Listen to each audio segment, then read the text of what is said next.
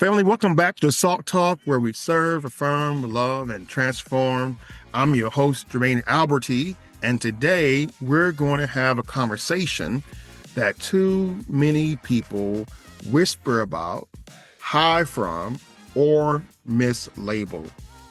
It's not a midlife crisis, it's a midlife realignment. Let me say this clearly at the start. You're not in a crisis, you are in realignment. And the people calling it a crisis, many of them are projecting their crisis onto you because you are no longer meeting their needs, their expectations, or their version of you.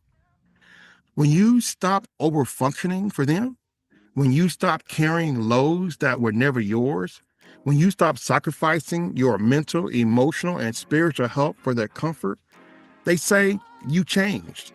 But really, I changed? Mm-mm. But what really happened is your healing exposed their dependence. Your clarity exposed their comfort. Your evolution exposed their experiences. And now they call your realignment a crisis. Today, we are reclaiming this season of life, reaffirming this chapter, and recovering from the potholes along the journey. This is Jermaine Alberti, and you're listening to The Salt Talk. So what midlife really is? When people hear midlife, they think breakdown, panic, confusion, the classic cliches. But midlife is not about falling apart. It's about waking up. It's the moment your soul says everything that got you here won't get you where you're going. So with that being said, midlife is not the middle of a time frame of age. Like if you are 40 years old and you expect to live to 80 years old, that's the midlife. No, midlife can happen at any time in your life when you seek to change your life and align your life to who you know you are called to be. Midlife is a spiritual audit. Midlife is a personal reckoning. Midlife is a pivot from survival to attention. Midlife is a shift from doing to becoming. Midlife isn't the end of something, it's the beginning of alignment. You see, the power of projection is real because often their crisis is not yours. So let's go deeper. When you stop meeting people's needs, their convenience, and their comfort, they label your transition as instability. But here's the truth. People who benefit from your dysfunction will always call your healing a crisis. When you set boundaries, they say you're acting brand new. When you protect your peace, they say something's wrong. When you become self-aware, they say you're confused. When you follow God's voice instead of theirs, they say you're in crisis. But really, you're not in crisis. You are in clarity. They're in crisis because your evolution no longer serves their expectation. And that's not your burden to carry. You see, sometimes the potholes of life show up. And so when the potholes of life show up, we need to be able to ask ourselves, what are these potholes teaching us? You see, midlife realignment often comes after you've hit some potholes on the journey. Some potholes are emotional, some are relational, some are spiritual, some are physical, some are even generational. And some potholes were created by caring too much, giving too much, being the strong one too long, people pleasing, living for approval, silence used as survival, trauma that was normalized, expectations you didn't choose. But potholes don't stop your journey. They just force you to slow down, reassess, repair, and redirect. My friend, let every pothole become a teacher for you. Learn the lesson that that pothole taught you. You see, the journey of life and the reality of life expectancy is real because life is a journey. But let's be honest about the miles. We talk about midlife like it hits everyone at the same age. The truth is, midlife depends on your community's life expectancy. Here's the reality in the US.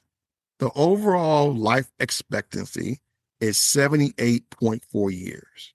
For men, about 75.8 years.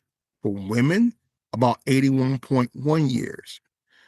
By ethnicity, non-Hispanic Black Americans, about 74 years. American Indians, Alaska Native, around 70 years. White Americans, mid to high 70s. Hispanic Americans, approximately about 81 years of age. Asian Americans, approximately 85 years.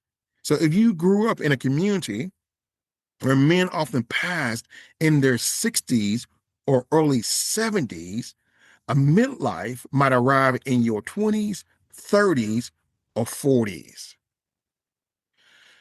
which is why many of us hit midlife with more fatigue, more stress, more trauma, more responsibilities, more burnout, more grief. But also, I hope you hit that midlife with more wisdom, more resilience, more spiritual insight, more urgency, and more clarity. Because life expectancy isn't just a number, it shapes how we experience purpose, urgency, and realignment. You see, there's a shift that has to occur when we move from survival to purpose. Because when you look at the math of life, and when you consider the years behind you and the years likely ahead, you start realizing I can't afford to live misaligned. What does that mean? Not with your purpose, not with your health, not with your calling, not with your faith, not with your inner peace. You begin to realize I cannot afford to live misaligned. And this is where the real misalignment happens. You begin asking yourself, okay, what is stealing my purpose? What is stealing my health? What is stealing my inner peace? Because that's where the misalignment is. You begin to ask yourself, hey, what is stealing these things? But this is where the real realignment happens. When you begin asking your questions that begin to get you to evaluate yourself. Who am I now? What still matters? What can I release? What must I protect? Where is God calling me next?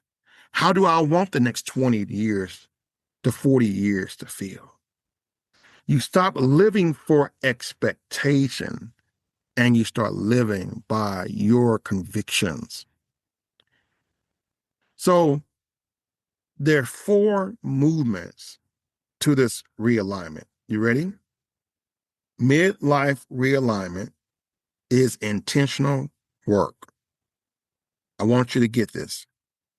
Midlife realignment is intentional work. What do we mean by that? I want you to commit to four movements. The first one is reassessment.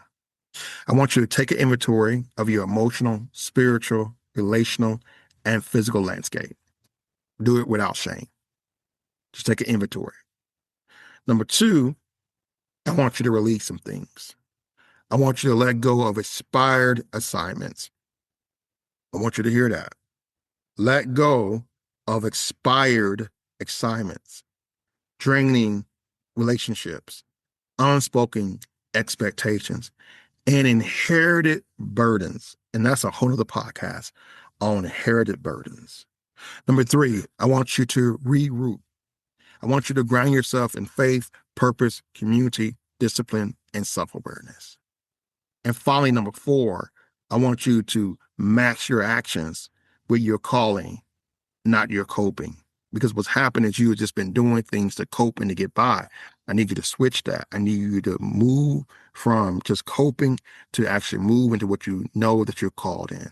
And this is where the SALT model can breathe new life into you. 1, service no longer has to be all about sacrifice of yourself. You can serve without self-sacrifice.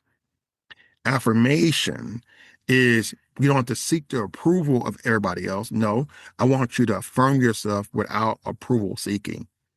I want you to love people, but I want you to love people without losing yourself. And then transformation, I want you to be able to transform and be who you are without erasing your identity. My friends, this is not a crisis. It's a reconstruction of the soul. So what happens after realignment? Something powerful happens. You gain some things. You gain peace, clarity, courage, honesty, boundaries, and a renewed sense of purpose. You finally see who loved you for your presence and who loved you for your usefulness. And let me free somebody today. If people leave because you stop living in crisis, in their crisis, let them leave. If they distance themselves because you stop overfunctioning, bless them on their way. And your realignment is not the end of you, it's the beginning of you. Well, family, as I come to a close, I want you to hear me clearly. You are not in a midlife crisis. You are in a midlife realignment. Your clarity is not a crisis. Your boundaries are not a crisis. Your healing is not a crisis. Your evolution is not a crisis. And anybody who says otherwise is simply comfortable with the version that you were. And they are uncomfortable with the version that you are becoming. Let me say that again. They are simply uncomfortable that the version of you that served their needs no longer exists, but that this new version is considering yourself over others. And that version was never meant to carry you into that next season of your life. Well, thank you for joining me on the SALT Talk.